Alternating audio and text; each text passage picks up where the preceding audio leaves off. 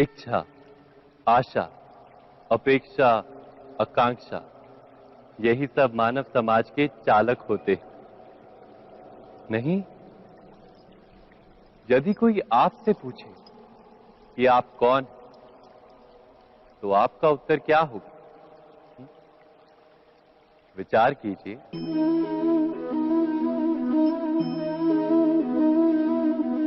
आप तुरंत ही ये जान पाएंगे कि आपकी इच्छाएं ही आपके जीवन की व्याख्या है। कुछ पाने से मिली सफलता, कुछ ना पाने से मिली निष्फलता ही आपका परिचय। अधिकतर लोग ऐसे जीते हैं कि स्वयं भीतर से मरते रहते हैं, किंतु अपनी इच्छाओं को नहीं मार पाते। इच्छाएं उन्हें दौड़ाती हैं जिस प्रकार मृग तृष्णा मृग को दौड़ाती। परंतु इन्हीं इच्छाओं के गर्भ में ही ज्ञान का प्रकाश भी। कैसे? जब इच्छाएं अपूर्ण रहती और टूटती, तब वहीं से ज्ञान की किरण प्रवेश करती है मनुष्य के हृदय। ना, ये कथा नहीं है केवल इच्छाओं के संघर्ष की, नहीं है केवल महत्वाकांक्षाओं से जन्म लेने वाले भयावह रक्तपात। ये कथा है इच्छाओं के गर्भ से उदित होते हुए ज्ञान की। मैं वासुदेव कृष्ण आप सभी को निमंत्रण देता हूं इस यात्रा पे चलने का, जो जीवन का मर्म सिखाएगी, मनुष्य का धर्म सिखाएगी, कीचड़ से उठकर कमल बनने का कर्म सिखाएगी। और इस यात्रा का नाम है महाभारत।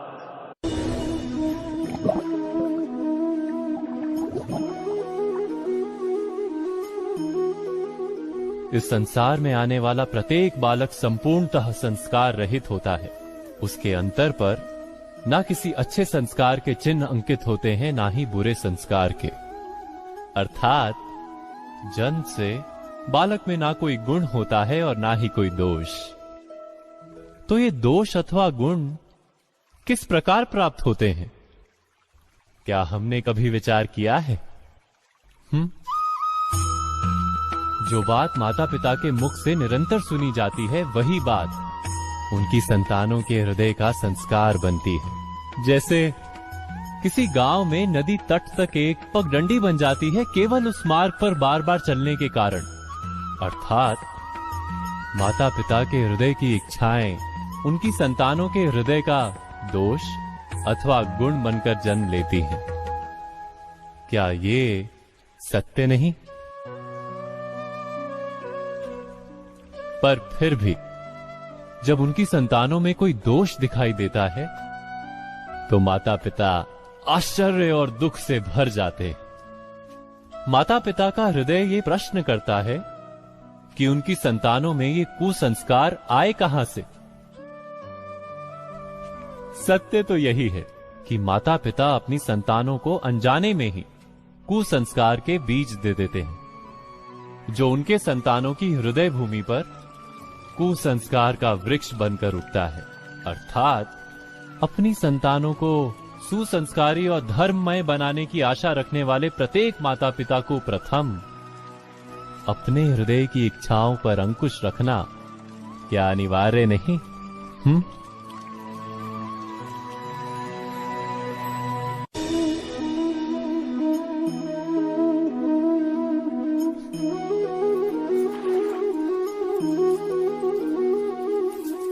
पिता सदा ही अपने संतान के सुख की कामना करते हैं, उनके भविष्य की चिंता करते रहते हैं। इसी कारणवश सदा ही अपने संतानों के भविष्य का मार्ग स्वयं निश्चित करने का प्रयत्न करते रहते हैं।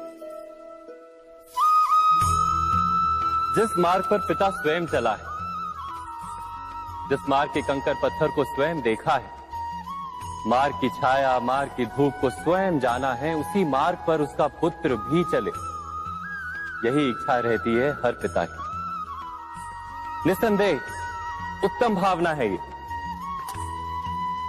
किंतु 3 प्रश्नों के ऊपर विचार करना हम भूल ही जाते हैं। कौन से प्रश्न? प्रथम प्रश्न, क्या समय के साथ प्रत्येक मार्ग बदल नहीं जाते? क्या समय सदा ही नई चुनौतियों को लेकर नहीं आता? तो फिर बीते हुए समय के अनुभव नई पीढ़ी को किस प्रकार लाभ दे सकते हैं? दूसरा प्रश्न, क्या प्रत्येक संतान अपने माता पिता की छवि होता है? हाँ, संतानों को संस्कार तो अवश्य माता पिता देते हैं, किंतु भीतर की क्षमता तो ईश्वर देते हैं। तो जिस मार्ग पर पिता को सफलता मिली है, विश्वास है कि उसी मार्ग पर उसकी संतानों को भी सफलता और सुख प्राप्त होगा। तीसरा प्रश्न, क्या जीवन के संघर्ष और चुनौतियां लाभकारी नहीं होती? क्या प्रत्येक नया प्रश्न एक नए उत्तर का द्वार नहीं खोलता? तो फिर संतानों को नए नए प्रश्नों, संघर्षों और चुनौतियों से दूर रखना, ये उनके लिए लाभ करना कहलाएगा या हानि पहुंचाना? अर्थात जिस प्रकार संतान के भविष्य का निर्माण करने के बदले उसके चरित्र का निर्माण करना श्रेष्ठ है, वैसे ही संतानों के जीवन का मार्ग निश्चित करने के बदले उन्हें नए संघर्षों के साथ जूझने के लिए मनोबल व ज्ञान देना अधिक लाभदायक नहीं होगा? स्वयं विचार कीजिए।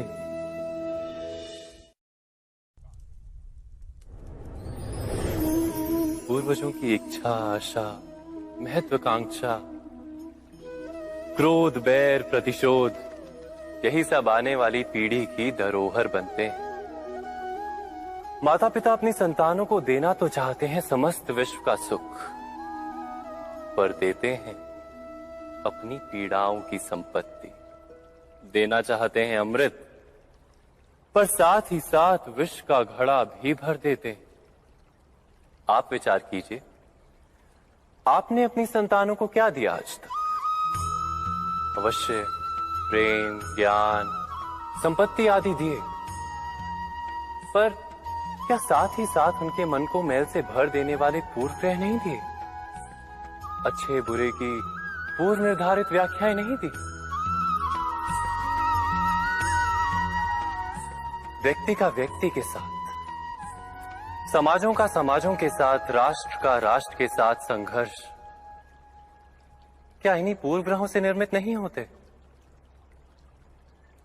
हत्या, मृत्यु, रक्तपात क्या इन्हीं पूर्व ग्रहों से नहीं जन्मते?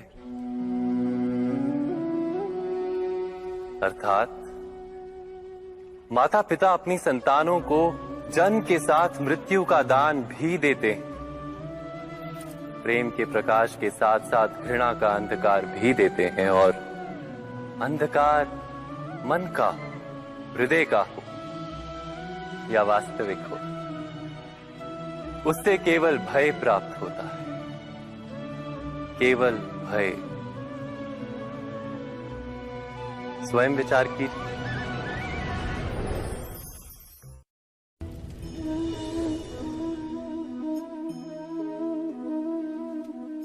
मनुष्य का स्वभाव है कि वो स्वयं को, अपने परिवार को, अपनी संतानों को अधिकतम सुख प्राप्त हो ऐसी इच्छा रखता है। इसी कारण से हम सदा श्रम और कष्ट से अंतर रखते हैं, विश्राम और सुविधाओं को बढ़ाने का प्रयास करते हैं। स्वयं अपने जीवन का विचार कीजिए, क्या ये सत्य नहीं कि हम अपनी संतानों के लिए सदा ही विश्राम और सुविधा का आयोजन करते हैं? पर क्या कभी सोचा है केवल विश्राम से क्या लाभ प्राप्त होता है? केवल सुख और सुविधा जिन्हें प्राप्त हो, उनका जीवन कैसा होता है? शरीर जब श्रम करता है तो अधिक स्वस्थ बनता है। बुद्धि भी जब कठिन चुनौतियों का सामना करती है तो अधिक तेजस्वी बनती है। ये हम सबका अनुभव है, पर हम शायद ये भूल जाते हैं कि मन और आत्मा को जब कठिनाइयां प्राप्त होती हैं, तब वे भी अधिक बलवान होती हैं। अर्थात जब भी हम अपनी संतानों को श्रम और दुख से दूर रखने का प्रयास करते हैं, क्या वास्तव में उनके सुख का मार्ग बंद नहीं कर देते। स्वयं विचार कीजिए।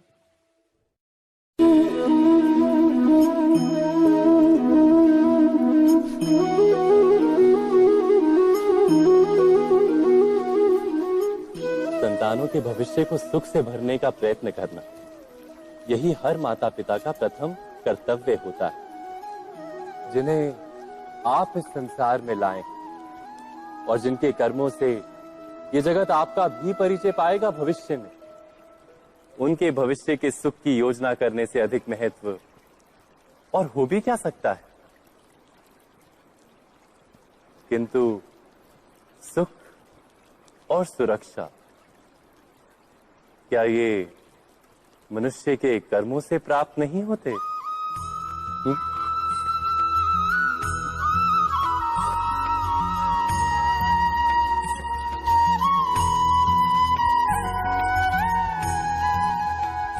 माता पिता के दिए हुए अच्छे या बुरे संस्कार, उनकी दी हुई योग्य अथवा अयोग्य शिक्षा, क्या आज के सारे कर्मों का मूल नहीं?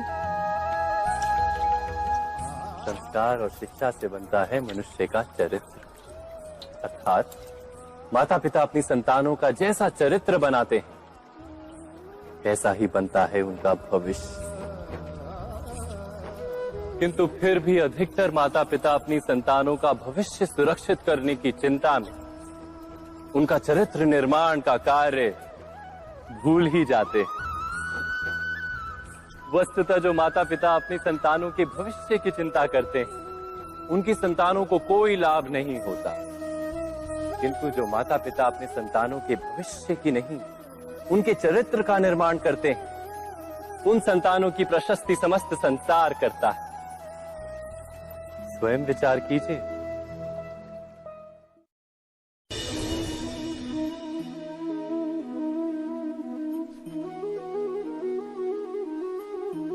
एक ही गुरु के पास शिक्षा प्राप्त करने वाले सारे शिष्य एक समान विद्या प्राप्त नहीं कर पाते। सारे शिष्य गुरु की बातें सुनते हुए अवश्य दिखाई देते हैं, उनकी पूजा करते हुए दिखाई देते हैं, किंतु एक समान विद्या प्राप्त नहीं कर पाते। क्या कभी विचार किया है ऐसा क्यों होता है? सत्य तो यह है कि विद्या प्राप्त ना कर पाने वाले शिष्य समर्पण का दिखावा तो करते हैं, किंतु समर्पण का वास्तविक अर्थ नहीं समझ पाते। गुरु के चरणों में फूल चढ़ाने से अथवा गुरु का आदेश मानने मात्र से क्या समर्पण सिद्ध होता है? नहीं। समर्पण का वास्तविक अर्थ है जब गुरु के प्रति मन में कोई संदेह ना रहे, गुरु के मुख से आदेश निकले उससे पूर्व शिष्य उस कार्य को पूरा कर दे। गुरु के विचारों के साथ शिष्य के विचार एक हो जाए। शिष्य जब तक अपने गुरु में ब्रह्मा विष्णु महेश इनके रूप ना देख ले, तब तक उसका समर्पण सत्य नहीं। वास्तव में समर्पण किसी कार्य का नाम नहीं, समर्पण तो हृदय की भावना और मन की स्थिति का नाम है। अर्थात हमारे अज्ञान में क्या दोष केवल हमारे मन का नहीं? स्वयं विचार कीजिए।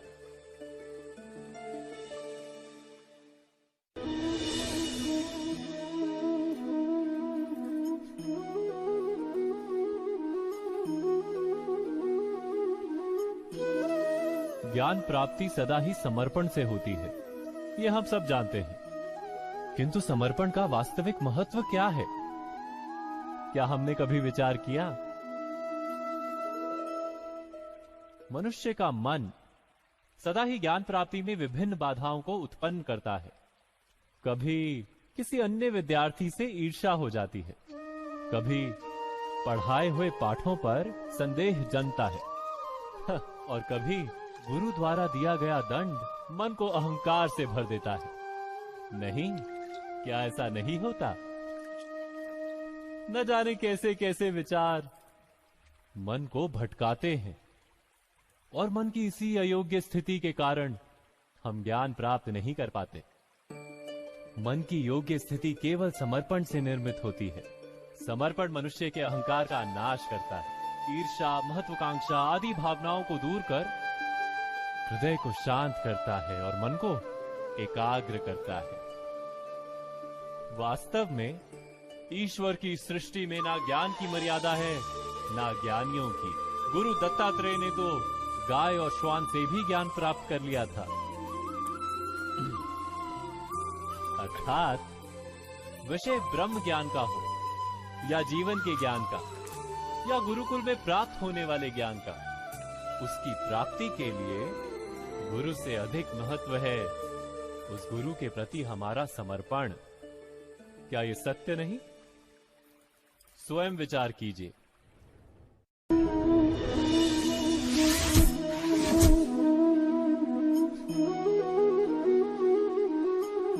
श्रेष्ठता का क्या अर्थ है?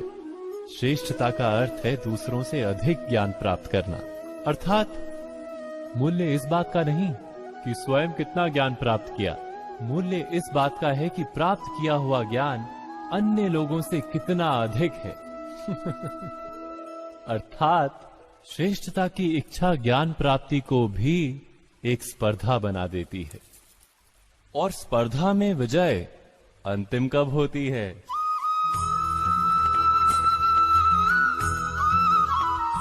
कुछ समय के लिए तो श्रेष्ठ बना जा सकता है, किंतु सदा के लिए कोई श्रेष्ठ नहीं रह पाता।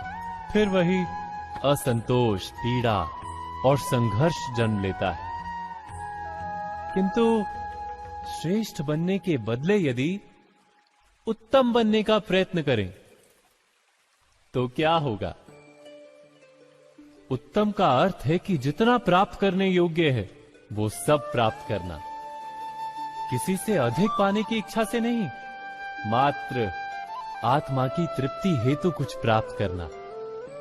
उत्तम के मार्ग पर किसी अन्य से स्पर्धा नहीं होती, स्वयं अपने आप से स्पर्धा होती है। अर्थात उत्तम बनने का प्रयत्न करने वाले को देर अबेर सारा ज्ञान प्राप्त हो जाता है, बिना प्रयत्न के ही वो श्रेष्ठ बन जाता है।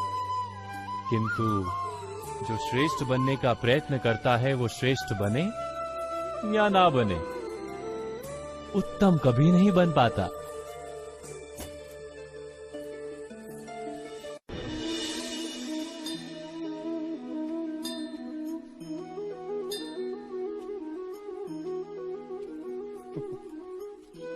जब जब मनुष्य के सामने कोई विकट स्थिति आती है तो मनुष्य ईश्वर से प्रार्थना करता है, ईश्वर के समक्ष याचना करता है कि वो स्थिति से उभरे। किंतु इस प्रार्थना का वास्तविक रूप क्या है? क्या ये हमने कभी विचार किया है? प्रार्थना का अर्थ है अपनी सारी आशंकाएं, सारी चिंताएं, सारे संकल्प विकल्प, अपनी सारी योजनाएं ईश्वर के चरणों पर रख देना। अर्थात अपने कर्म का फल क्या होगा इसकी चिंता ना करके धर्म के अनुरूप कर्म करना, ईश्वर की योजना को अपनी नियति मानना,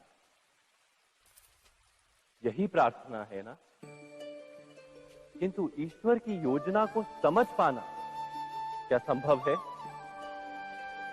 वो योजना तो हमारे कार्यों के परिणाम के रूप में प्रकट होती है सदा ही, किंतु यदि कोई कर्मों का ही त्याग कर दे,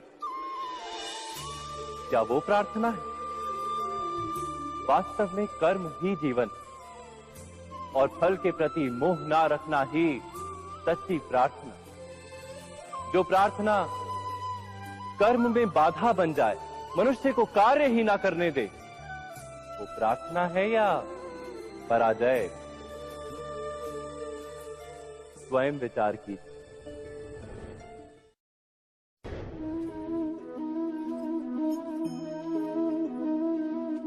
मनुष्य के जीवन का चालक है भय।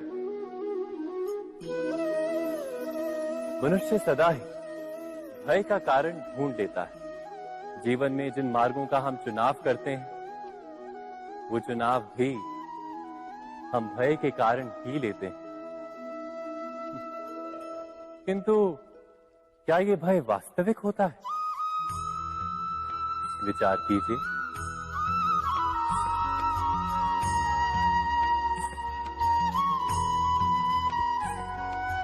भय का अर्थ है आने वाले समय में विपत्ति की कल्पना।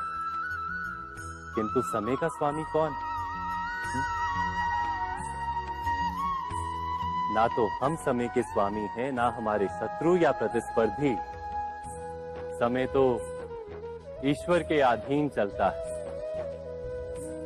तो क्या यदि कोई आपको हानि पहुंचाने के लिए केवल योजना बनाता है, वो वास्तव में आपको हानि पहुंचा सकता है? नहीं। किंतु भय से भरा हुआ हृदय हमें अधिक हानि पहुंचाता है। क्या ये सत्य नहीं?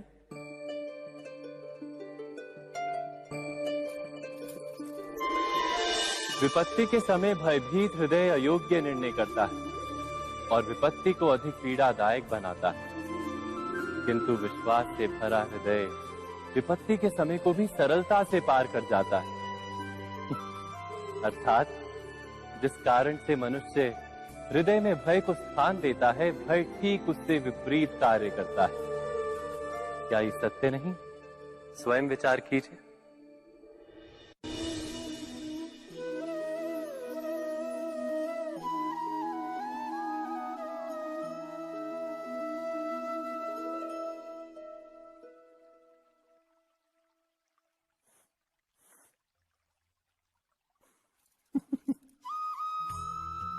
जीवन में आने वाले संघर्षों के लिए जब मनुष्य स्वयं को योग्य नहीं मानता, जब उसे अपने ही बल पर विश्वास नहीं रहता, तब वो सद्गुणों को त्याग कर दुर्गुणों को अपनाता है।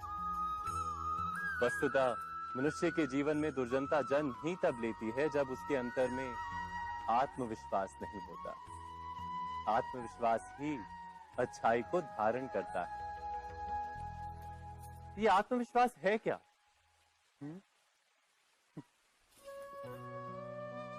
जब मनुष्य ये मानता है कि जीवन का संघर्ष उसे दुर्बल बनाता है, तो उसे अपने ऊपर विश्वास नहीं रहता। वो संघर्ष के पार जाने के बदले संघर्ष से छूटने के उपाय ढूंढने लगता है। किंतु जब वो ये समझता है कि ये संघर्ष उसे अधिक शक्तिशाली बनाते हैं, ठीक जैसे व्यायाम करने से देह की शक्ति बढ़ती है, तो प्रत्येक संघर्ष के साथ उसका उत्साह बढ़ता है। अर्थात आत्मविश्वास और कुछ भी नहीं, मन की स्थिति, जीवन को देखने का दृष्टिकोण मात्र है। और जीवन का दृष्टिकोण तो मनुष्य के अपने वश में होता है। स्वयं विचार कीजिए।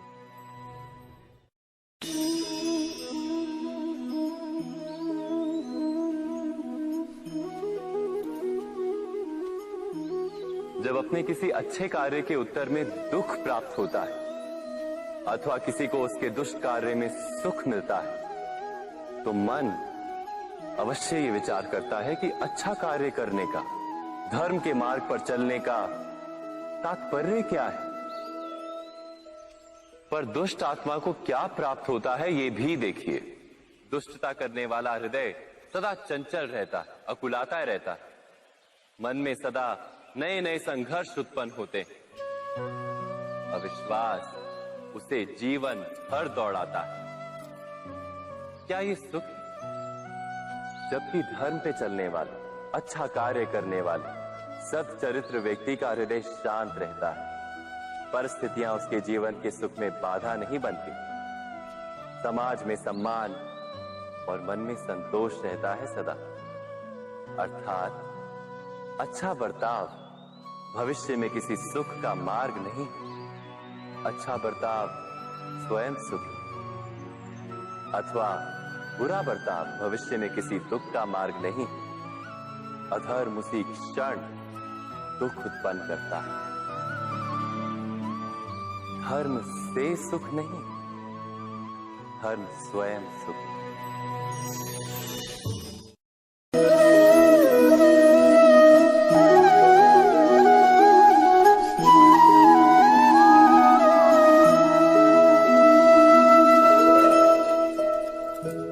जब किसी व्यक्ति को किसी घटना में अन्याय का अनुभव होता है तो वो घटना उसके अंतर को झकझोर देती है। समस्त जगत उसे अपना शत्रु प्रतीत होता है। अन्याय लगने वाली घटना जितनी बड़ी होती है, मनुष्य का हृदय भी उतना ही अधिक विरोध करता है। उस घटना के उत्तर में वो न्याय मांगता है और ये योग्य भी है। वास्तव में समाज में किसी भी प्रकार का अन्याय व्यक्ति की आस्था और विश्वास का नाश है। किंतु ये न्याय क्या है? न्याय का अर्थ क्या है?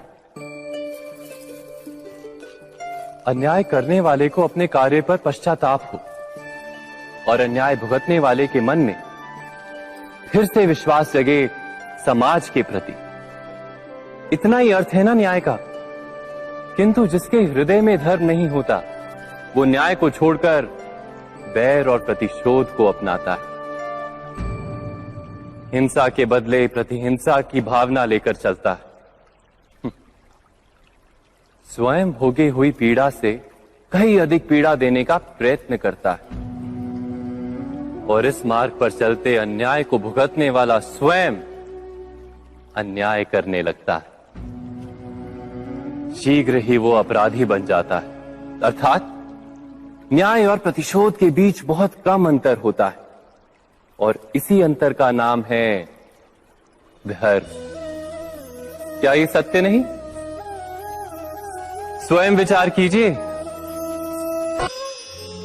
व्यक्ति को जब उसके अपराध का दंड मिलता है तब कभी कभी उस न्याय को देखकर मन कचोटता है। प्रश्न उठता है हृदय में कि जब वो अपराध हुआ था तब व्यक्ति भिन्न था। उसके पश्चात उसने इतने पश्चाताप किए, स्वयं में इतना परिवर्तन किया, फिर उसे दंड क्यों मिले? पर जहां आघात होता है वहां प्रत्याघात भी होता है। जैसा कर्म वैसा फल।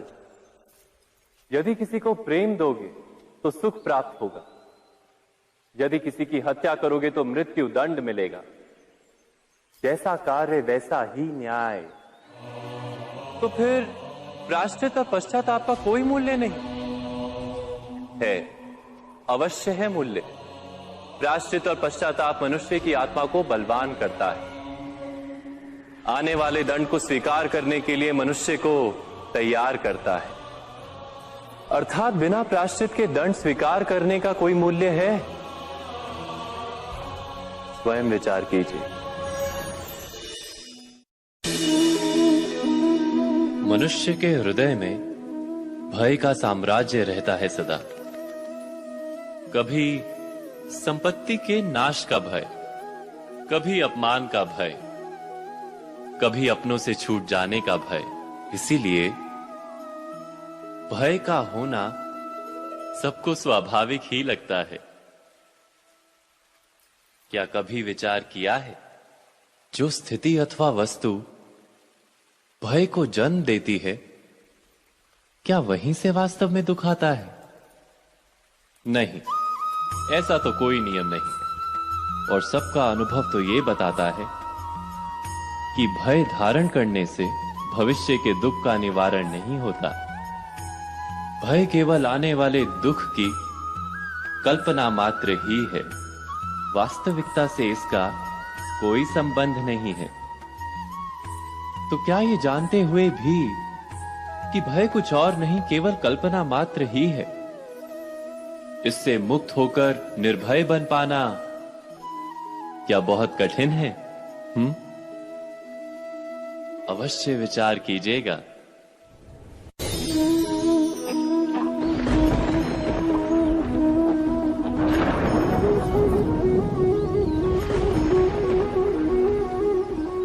सपनों और पूर्वाभासों के आधार पर हम भविष्य के सुख दुख की कल्पना करते हैं। भविष्य के दुख का कारण दूर करने के लिए हम आज योजना बनाते हैं। किंतु कल के संकट को आज निर्मूल करने से हमें लाभ मिलता है या हानि पहुंचती है? ये प्रश्न हम कभी नहीं करते। सत्य तो ये है कि संकट और उसका निवारण साथ जन से, व्यक्ति के लिए भी और सृष्टि के लिए भी। नहीं, आप अपने भूतकाल का स्मरण कीजिए, इतिहास को देखिए। आप तुरंत ही ये जान पाएंगे कि जब जब संकट आता है तब तब उसका निवारण करने वाली शक्ति भी जन्म लेती है। यही तो जगत का चलन है। वस्तुतः संकट ही शक्ति के जन्म का कारण है। प्रत्येक व्यक्ति जब संकट से निकलता है तो एक पद आगे बढ़ा होता है, अधिक चमकता है, आत्मविश्वास से अधिक भरा होता है, न केवल अपने लिए अपितु विश्व के लिए भी। क्या ये सत्य नहीं? वास्तव में संकट का जन्म है एक अवसर का जन्म, अपने आप को बदलने का, अपने विचारों को ऊंचाई पर करने का अवसर, अपनी आत्मा को बलवान और ज्ञान मंडित बनाने का अवसर। जो ये कर पाता है उसे कोई संकट नहीं होता, किंतु जो ये नहीं कर पाता वो तो स्वयं एक संकट है विश्व के लिए। विचार कीजिए।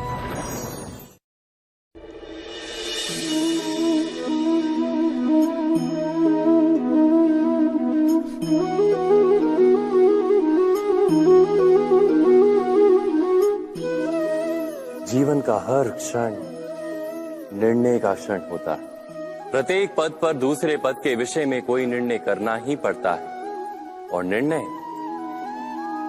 निर्णय अपना प्रभाव छोड़ जाता है। आज किए गए निर्णय भविष्य में सुख अथवा दुख निर्मित करते हैं, ना केवल अपने लिए, अपने परिवार के लिए भी, आने वाली पीढ़ियों के लिए भी। जब कोई दुविधा सामने आती है तो मन व्याकुल हो जाता है, अनिश्चय से भर जाता है। निर्णय का वो क्षण युद्ध बन जाता है और मन बन जाता है युद्ध भूमि। अधिकतर निर्णय हम दुविधा का उपाय करने के लिए नहीं, केवल मन को शांत करने के लिए लेते हैं। पर क्या कोई दौड़ते हुए भोजन कर सकता है? नहीं। तो क्या युद्ध से जूझता हुआ मन कोई योग्य निर्णय ले पाएगा? वास्तव में शांत मन से जब कोई निर्णय करता है तो अपने लिए सुखद भविष्य बनाता है, किंतु अपने मन को शांत करने के लिए जब कोई निर्णय करता है तो वो व्यक्ति भविष्य में अपने लिए कांटों भरा वृक्ष लगाता है। स्वयं विचार कीजिएगा।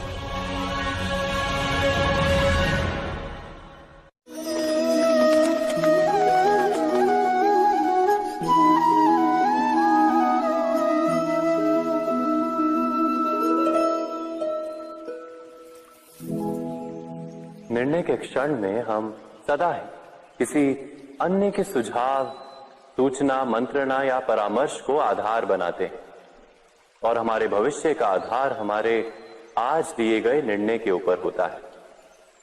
तो क्या हमारा भविष्य किसी अन्य के परामर्श, किसी अन्य के सुझाव का फल है?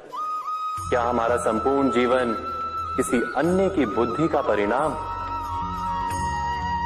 क्या हमने कभी विचार किया है? सबका अनुभव है कि भिन्न भिन्न लोग एक ही स्थिति में भिन्न भिन्न परामर्श देते हैं। मंदिर में खड़ा भक्त कहता है कि दान करना चाहिए, और चोर कहता है यदि अवसर मिले तो इस मूर्ति के श्रृंगार चुरा। धर्म से भरा हृदय धर्ममय सुझाव देता है, और अधर्म से भरा हृदय अधर्म का परामर्श देता है। धर्ममय सुझाव का स्वीकार ही मनुष्य को सुख की ओर ले जाता है, किंतु ऐसे परामर्श का स्वीकार करना तभी संभव होता है जब हृदय में धर्म हो। अर्थात किसी का सुझाव अथवा परामर्श स्वीकार करने से पूर्व स्वयं अपने हृदय में धर्म को स्थापित करना क्या आवश्यक नहीं? स्वयं विचार कीजिए।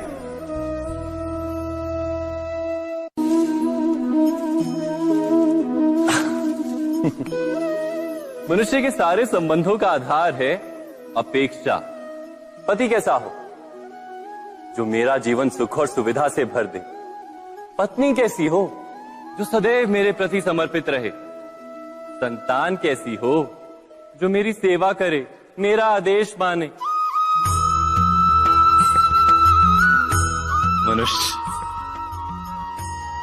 मनुष्य उसी को प्रेम भी कर पाता है जो उसकी अपेक्षा पूर्ण करता है। और अपेक्षा की तो नियति है भंग होना। कैसे? क्योंकि अपेक्षा मनुष्य के मस्तिष्क में जन्म लेती है। कोई अन्य व्यक्ति उसकी अपेक्षाओं के बारे में जान ही नहीं पाता। पूर्ण करने की प्रामाणिक इच्छा हो तब भी कोई मनुष्य किसी की अपेक्षाओं को पूर्ण नहीं कर पाता। और वहां से जन्म लेता है संघर्ष। सारे संबंध संघर्ष में परिवर्तित हो जाते। पर मनुष्य अपेक्षा को संबंध का आधार ना बनाए और स्वीकार करे केवल संबंध का आधार, तो क्या ये जीवन स्वयमेव सुख और शांति से नहीं भर जाएगा? स्वयं विचार कीजिएगा।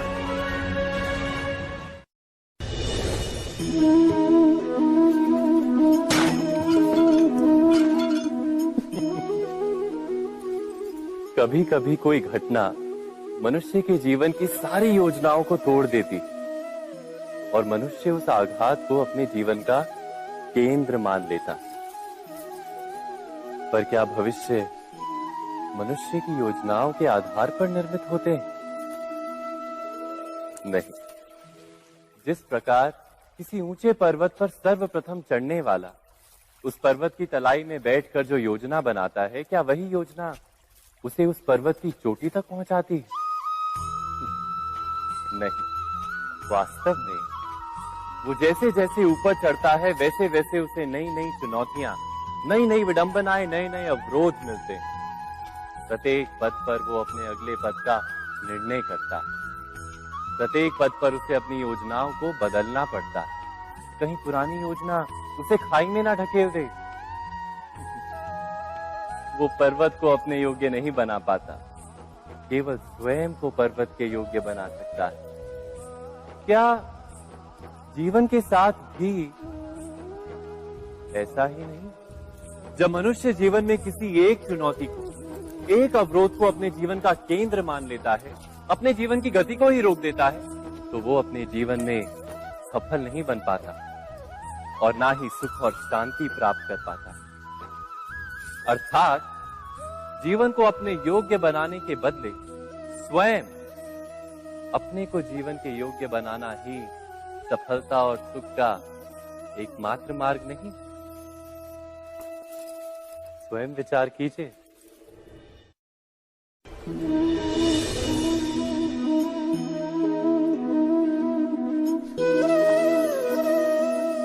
सत्ता की लालसा सबके हृदय को घेरे रहती है। प्रत्येक व्यक्ति अपना एक राष्ट्र निर्मित करने का प्रयत्न अवश्य करता है। फिर वो राष्ट्र कुरु राष्ट्र की भांति बहुत बड़ा हो या फिर अपने परिवार तक सीमित हो, वो सत्ता प्राप्त करने का प्रयास अवश्य करता है। किंतु सत्ता का वास्तविक रूप क्या है? क्या हमने कभी विचार किया है? एक मनुष्य जितने अधिक लोगों के जीवन को प्रभावित कर सके, जितने अधिक लोगों के जीवन की स्वतंत्रता पर अंकुश रख सके, उतनी ही अधिक सत्ता का अनुभव करता है वो। सत्ता का वास्तविक रूप ही है अन्य के जीवन पर स्वयं का प्रभाव। किंतु क्या वास्तविक प्रभाव प्रेम, दया, करुणा और धर्म से निर्मित नहीं होता? जब भी मनुष्य कठोरता और अधर्म से सत्ता प्राप्त करने का प्रयत्न करता है, तब वो दूसरों के हृदय में विरोध अथवा विद्रोह को जन्म देता है। और परिणाम कुछ इस प्रकार। हाँ, कुछ समय के लिए वो स्वयं को प्रभावी और शक्तिशाली अवश्य पाता है, किंतु वो वास्तविक सत्ता नहीं। यही कारण है कि भृगु और वशिष्ठ जैसे ऋषियों की आज भी पूजा की जाती है, रावण और हिरण्यकश्यप की नहीं। इस पर तो आप विचार अवश्य करें। सत्य कहा ना।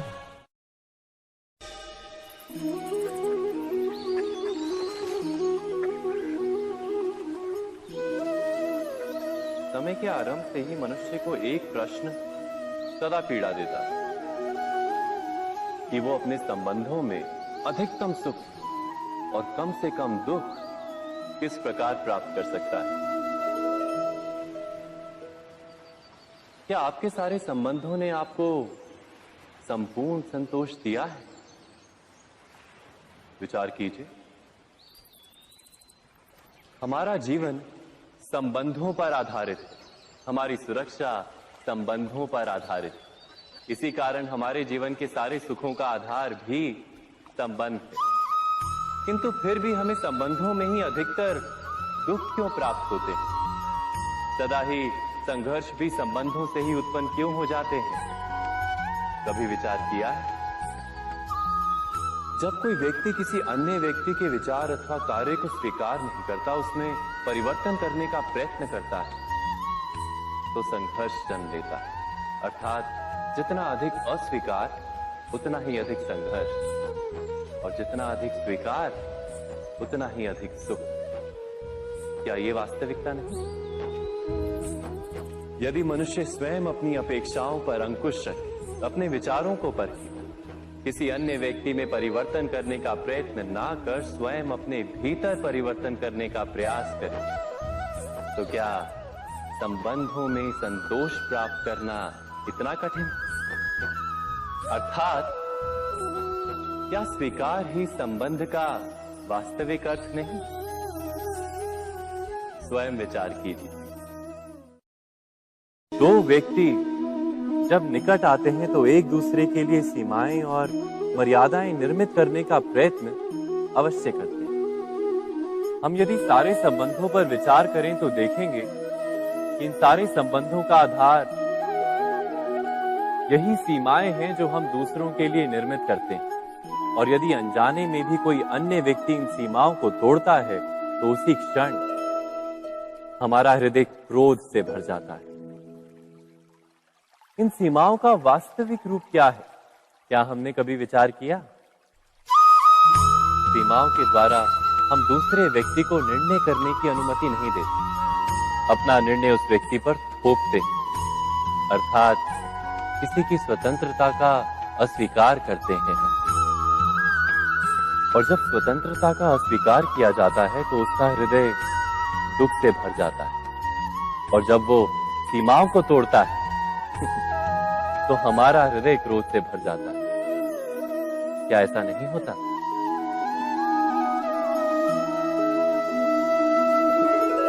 पर यदि एक दूसरे की स्वतंत्रता का सम्मान किया जाए तो किसी मर्यादाओं या सीमाओं की आवश्यकता ही नहीं होती।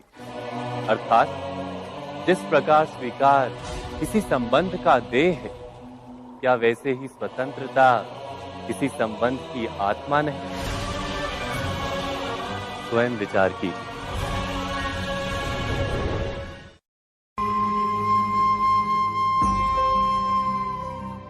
प्रत्येक मनुष्य के जीवन में ऐसा क्षण अवश्य आता है जब सारे स्वप्न, सारी आशाएं, सारे दृश्य ध्वस्त हो जाते हैं। जीवन के सारे आयोजन ही बिखर जाते हैं। एक और धर्म होता है और दूसरी ओर सुख। इसी को धर्म संकट कहते हैं। जब धर्म का वहन ही संकट हो और धर्म का त्याग ही सुख हो। विचार कीजिए, कभी किसी स्वजन के विरुद्ध सत्य बोलने का अवसर प्राप्त हो जाता है, कभी ठीक दरिद्रता के समय सरलता से चोरी करने का मार्ग प्राप्त हो जाता है, कभी किसी शक्तिशाली राजनेता या राजा के कर्मचारी का अधर्म प्रकट हो जाता है। सबके जीवन में ऐसी घटना बनती ही रहती है।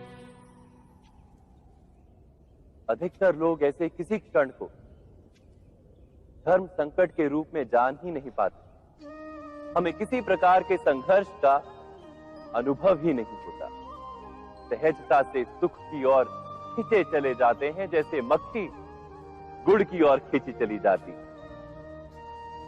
वास्तव में धर्म संकट का क्षण ईश्वर के निकट जाने का क्षण होता है। यदि हम संघर्षों से भयभीत ना हो, सुख की ओर आकर्षित ना हो, अपने धर्म पर दृढ़ रहे, तो ईश्वर का साक्षात्कार दूर नहीं।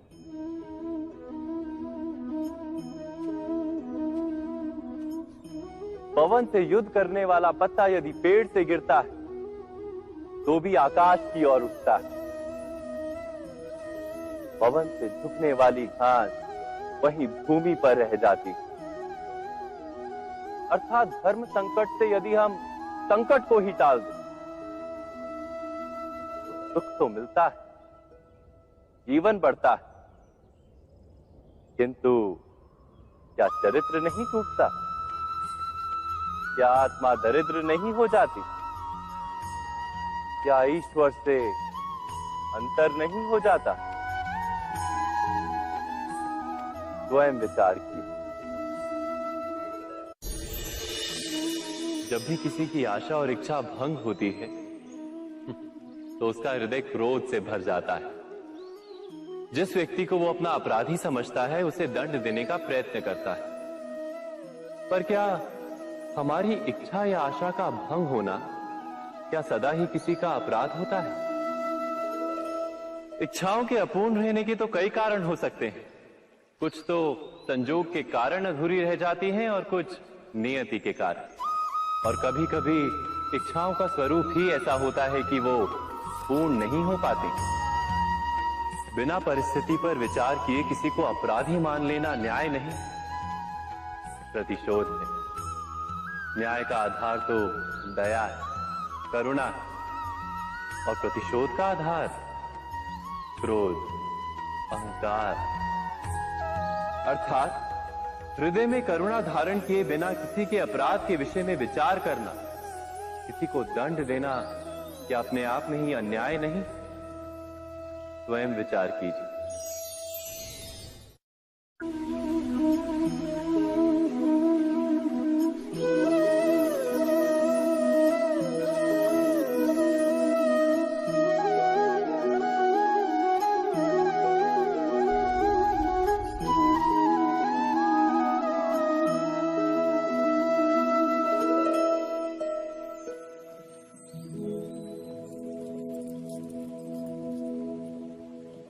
भविष्य के आधार पर सब आज का निर्णय लेना चाहते हैं।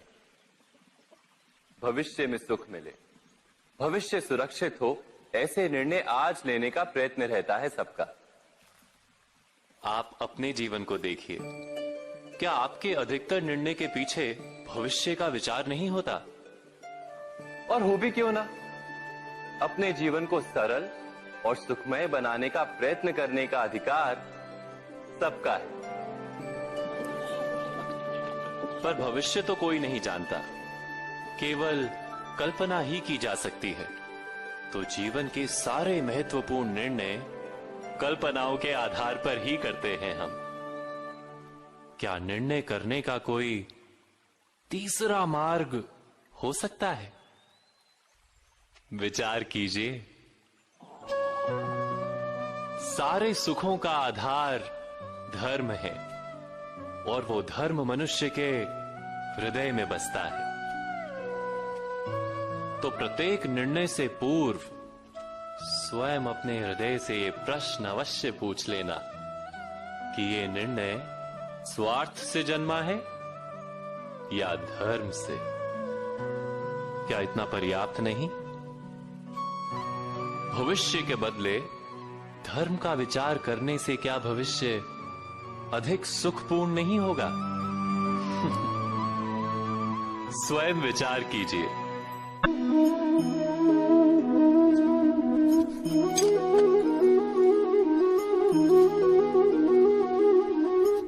भविष्य का दूसरा नाम है संघर्ष। हृदय में आज इच्छा होती है और यदि पूर्ण नहीं हो पाती तो हृदय भविष्य की योजना बनाता है। भविष्य में इच्छा पूर्ण होगी ऐसी कल्पना करता रहता है, किंतु जीवन ना तो भविष्य में है ना अतीत में। जीवन तो इस क्षण का नाम, अर्थात इस क्षण का अनुभव ही जीवन का अनुभव। पर हम ये जानते हुए भी इतना सा सत्य समझ नहीं पाते। या तो हम बीते हुए समय के स्मरणों को घेर कर बैठे रहते, या फिर आने वाले समय के लिए हम योजनाएं बनाते रहते हैं और जीवन जीवन बीत जाता है। एक सत्य यदि हम हृदय में उतार लें कि ना हम भविष्य देख सकते हैं, ना ही भविष्य निर्मित कर सकते हैं, हम तो केवल धैर्य और साहस के साथ भविष्य को आलिंगन दे सकते हैं, स्वागत कर सकते हैं भविष्य का। तो क्या जीवन का हर पल जीवन से नहीं भर जाएगा? स्वयं विचार कीजिए।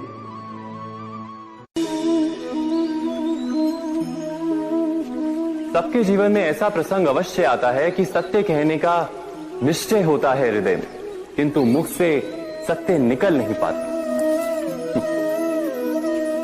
कोई भय मन को घेर लेता है।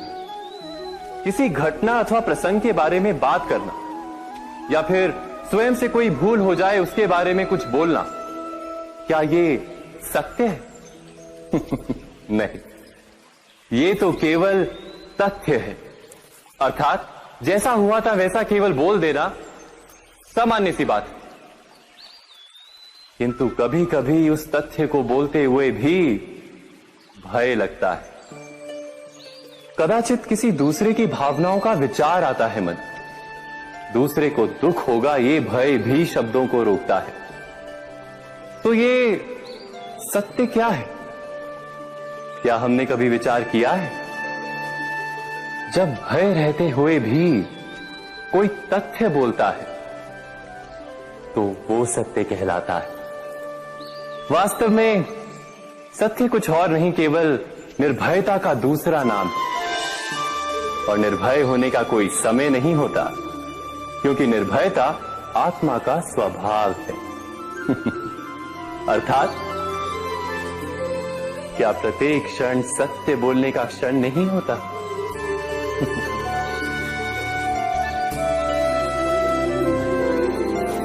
स्वयं विचार कीजिए।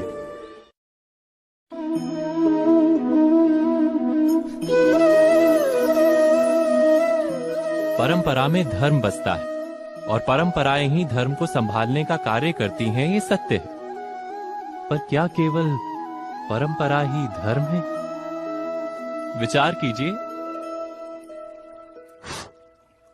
सत्य तो यह है कि जिस प्रकार पाषाण में शिल्प होता है, उसी प्रकार परंपरा में धर्म होता है।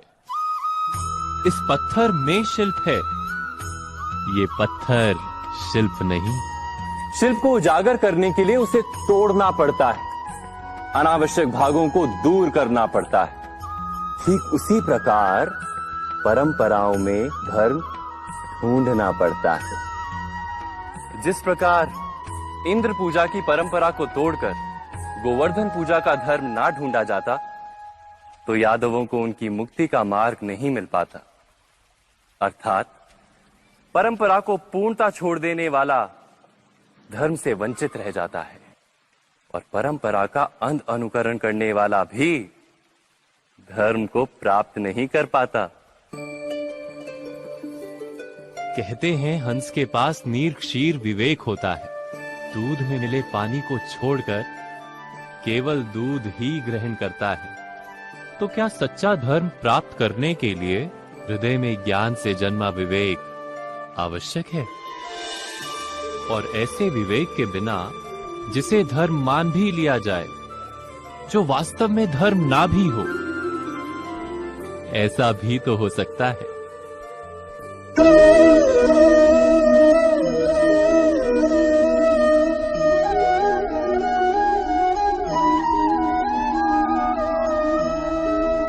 महाभारत का ये युद्ध, महाभारत की ये कथा अनेक सत्यों को प्रस्थापित करती है। महानतम सत्य ये कि अलगपन और भिन्नता ही अधर्म का मूल है और एकात्मता ही धर्म का आधार। कैसे? स्वयं विचार कीजिए।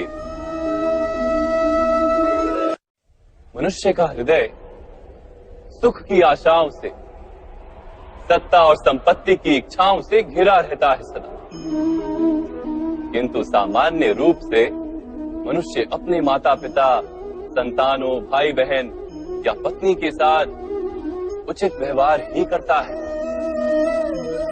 कोई अन्याय नहीं करता।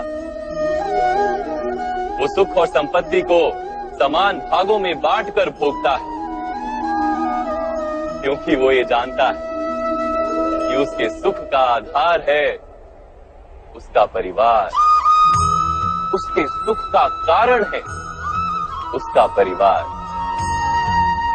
मनुष्य ये भी जानता है कि उसका सुख समाज से आता है, किंतु वो समाज के साथ अन्याय कर लेता है, समाज का शोषण कर लेता है, क्योंकि वो समाज को अपने सुख का कारण नहीं मानता, वो समाज को अपने सुख का साधन मानता है।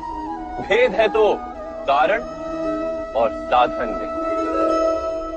मनुष्य को जब ये बोध हो जाता है कि सारा संसार परमात्मा का ही रूप है, प्रत्येक जीव परमात्मा का ही अंश है, अर्थात कोई पराया नहीं, सब अपने, ये सारा संसार अपना ही है, अपना ही परिवार है, तो क्रोध का कोई कारण ही नहीं रह जाता। सारे संघर्ष, सारा वैर, सारा प्रतिशोध नष्ट हो जाता है। अंतर में परमात्मा और संसार में एकात्मता, यही धर्म का मूल सिद्धांत है। महाभारत की ये यात्रा क्रोध से बोध की यात्रा है, भिन्नता से एकात्मता की यात्रा है। भूमि पर वास करने वाली प्रजा जब तक इस महाभारत की कथा को अपने स्मरणों में जीवित रखेगी, तब तक ऐसा विध्वंस पुनः नहीं होगा। कोई भी शक्ति इसकी महत्ता का वस्त्र हरण नहीं कर पाएगी। प्रिय भक्तों, वीडियो पूरा देखने के लिए आपका तहे दिल से धन्यवाद। कमेंट में जय श्री कृष्णा लिखना ना भूलें। जय श्री कृष्णा। राधे राधे।